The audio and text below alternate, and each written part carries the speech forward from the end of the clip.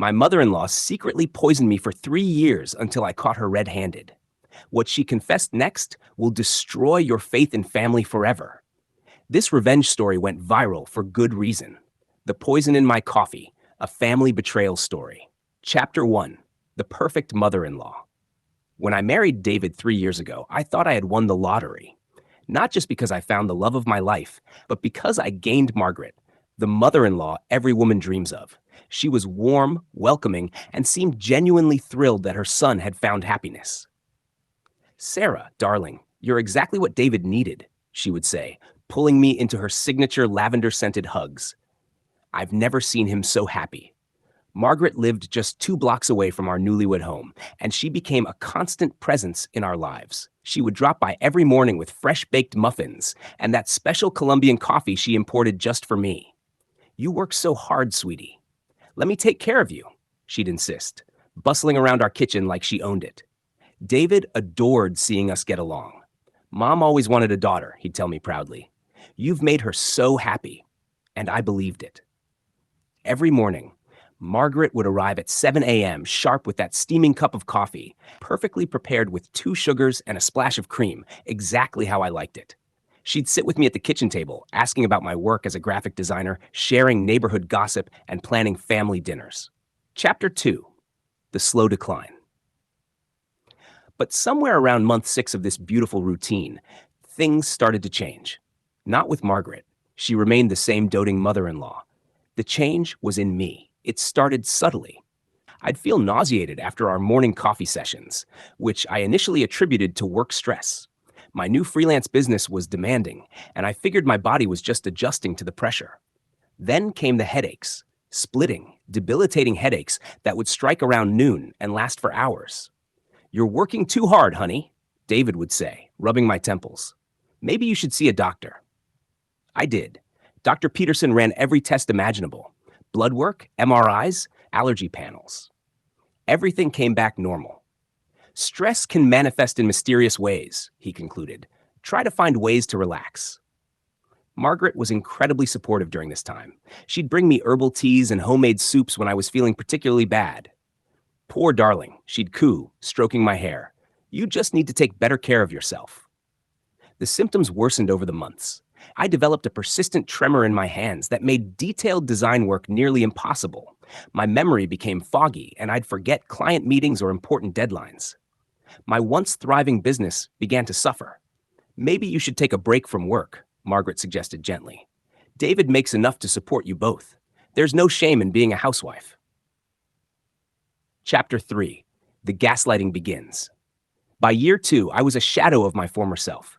The daily symptoms had become so routine that I'd adapted my entire life around them.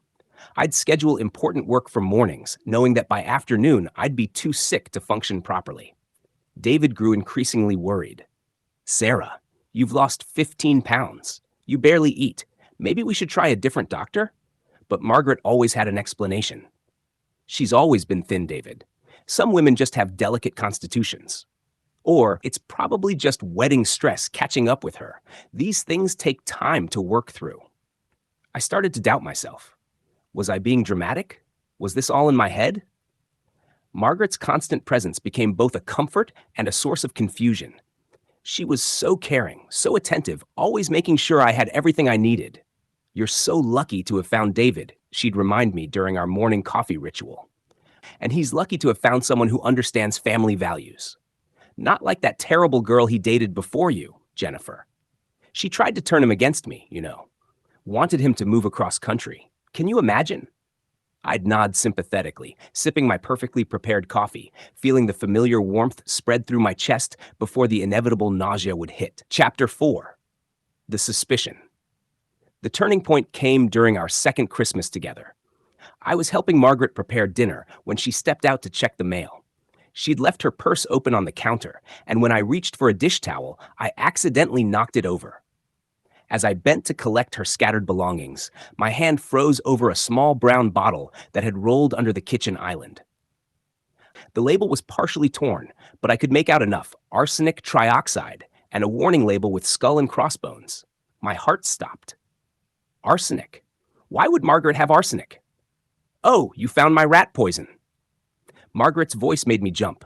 She was standing in the doorway, her usual warm smile in place, but something flickered in her eyes.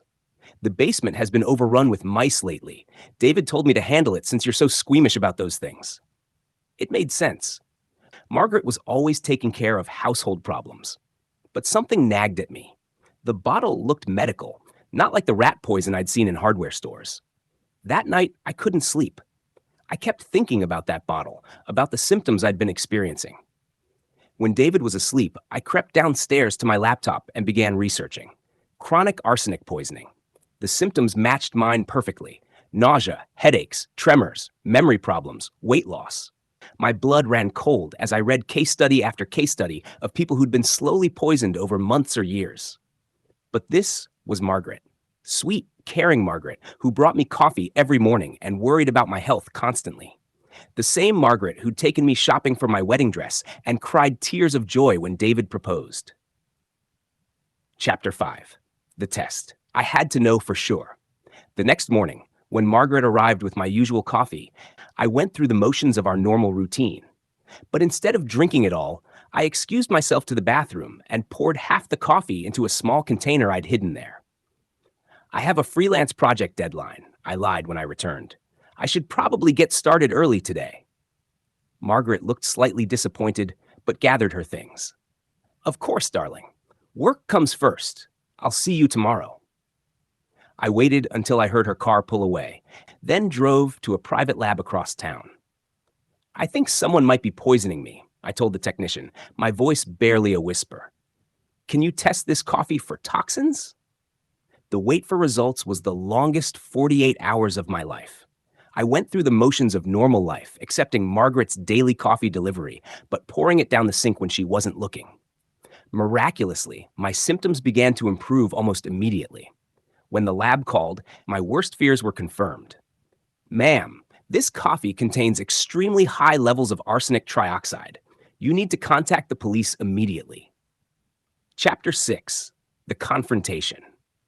Instead of calling the police right away, I decided I needed proof of Margaret's intentions. I needed to understand why. The next morning, I set up a hidden camera in our kitchen, positioned to capture the entire coffee preparation area. When Margaret arrived with her usual cheerful demeanor, I watched her go through the familiar routine. But this time, I was really watching. After she'd poured the coffee and added the cream and sugar, she reached into her purse and pulled out a small dropper bottle. My heart pounded as I watched her add several drops of clear liquid to my cup, stirring it carefully before bringing it to me with that same loving smile. Here you go, sweetie. Your favorite Colombian blend. I accepted the cup with trembling hands. Margaret, can I ask you something? Of course, darling. Anything. How long have you been putting arsenic in my coffee?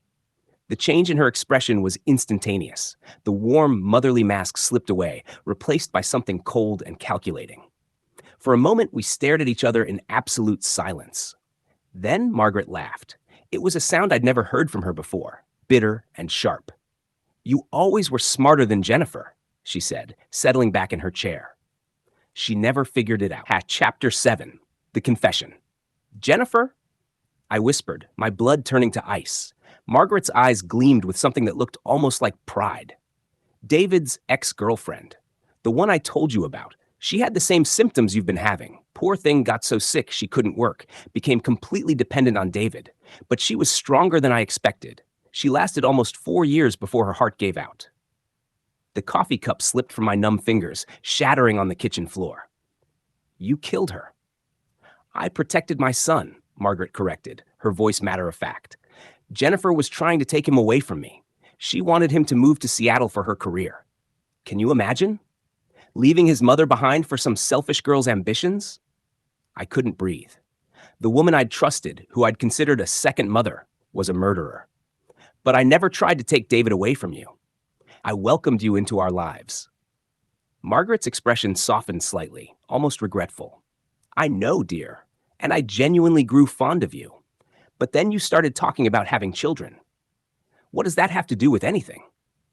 Children change everything, Sarah. Once you have David's babies, I'll become secondary. Grandmothers are nice for holidays and babysitting, but mothers are forever. I couldn't let that happen again. The pieces clicked into place with horrifying clarity. Again? Margaret's smile was almost nostalgic. David's first wife, Rebecca. Sweet girl, but she had ideas about moving to her hometown after their first child was born. She wanted to be closer to her own mother, you see. The arsenic worked much faster with her. She was smaller, more delicate. The doctors said it was postpartum cardiomyopathy, so tragic. I was going to be sick. How many? Just the three of you, dear. David has such terrible taste in women, always choosing girls who want to take him away from me. I'm his mother. I raised him, sacrificed everything for him. I won't be discarded like some old piece of furniture. Chapter 8, The Realization. As I sat there, staring at this woman who'd been slowly killing me for 3 years, I realized the true horror of the situation. This wasn't just about possessiveness or jealousy. Margaret was a psychopath who'd spent decades carefully crafting the perfect mother-son relationship, eliminating any threat to her control. Does David know? I managed to ask. Margaret looked genuinely offended. Of course not. David is a good boy, but he's soft-hearted. He gets too attached to these women. I'm protecting him from heartbreak. By murdering his wives and girlfriends? By ensuring he's never abandoned again, she snapped. Do you know what it's like to pour your entire life into raising a child, only to watch him choose strangers over you? I won't be forgotten, Sarah. I won't be left behind. I thought about David, about how devastated he'd been when Rebecca died, how he'd grieved for years before finding the courage to love again, how he'd mourned Jennifer's death, blaming himself for not taking better care of her. Margaret had destroyed her own son's happiness over and over again, all while playing the role of the supportive, loving mother. Chapter 9, The Evidence. You're insane, I whispered. Margaret stood up, her expression hardening again. I'm practical, and you, my dear, are going to have a heart attack, just like the others. David will grieve, of course, but I'll be there to comfort him. I'll help him heal, like I always do. The police will investigate. They'll run tests. Arsenic leaves the system quickly after death, Margaret said calmly. And you've been so sick lately, so stressed about your failing business. David will tell them how worried he's been about your health. Dr. Peterson has documented your symptoms for years. It's a tragic but natural progression. I realized she'd been planning this conversation, planning my death, probably for months. Every detail had been considered, every loose end tied up, except for one thing. Margaret, I said, trying to keep my voice steady, do you see that small red light on the coffee maker? She glanced over, confused. What about it? That's a camera. Everything you just confessed is being recorded and uploaded to a cloud server. The color drained from Margaret's face. For the first time since this nightmare conversation began, she looked afraid. You're bluffing. I pulled out my phone and showed her the live feed.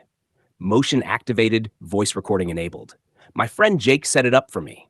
He's a tech security specialist.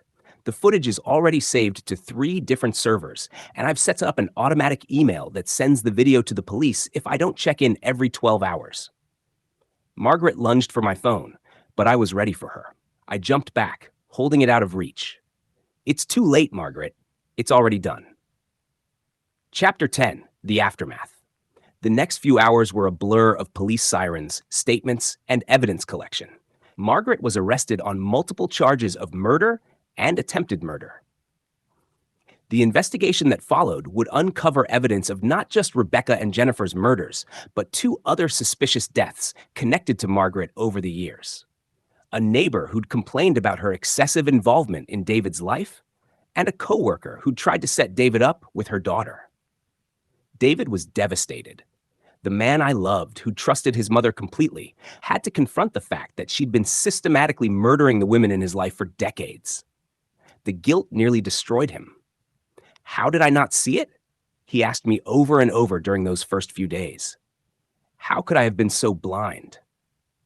But Margaret had been careful, patient, and incredibly manipulative. She'd played the role of the perfect mother so convincingly that even her own son never suspected her capabilities. The media picked up the story, and it did indeed go viral, just like the clickbait headline promised. The coffee murder mom became a sensation, a cautionary tale about toxic family dynamics taken to their most extreme conclusion. Epilogue, the deeper truth. As I write this, 2 years after Margaret's arrest, I'm still processing the psychological impact of what happened. The physical recovery was relatively quick. Arsenic leaves the system once exposure stops, and most of my symptoms resolved within months. But the emotional trauma runs deeper. I trusted someone completely, welcomed them into my life, and they used that trust to slowly kill me. The violation is hard to put into words. David and I are in therapy, both individually and as a couple. We're learning to rebuild trust and communication without the poisonous influence of his mother. It's hard work, but we're committed to healing together. The most disturbing realization isn't just that Margaret was capable of murder. It's how perfectly she played the role of the loving mother-in-law. Her affection for me wasn't entirely fake. She genuinely did care for me in her twisted way. But that care was always secondary to her obsessive need to control David's life. Margaret is serving life in prison without parole. She's shown no remorse, still maintaining that she was protecting her son from abandonment. In her mind, she's the victim in this story, a devoted mother persecuted for loving her child too much. The scariest part of this whole experience is how normal it all seemed for so long. Margaret wasn't a stereotypical villain. She was a seemingly loving family member who baked cookies and remembered birthdays and gave warm hugs. Evil doesn't always announce itself with dramatic music and obvious red flags. Sometimes it arrives with your favorite coffee, prepared exactly how you like it, served with a smile by someone who calls you darling and claims to love you like a daughter. That's the truth that will destroy your faith in family forever. Not that monsters exist, but that they can wear the faces of the people we trust most, and we might never know until it's almost too late.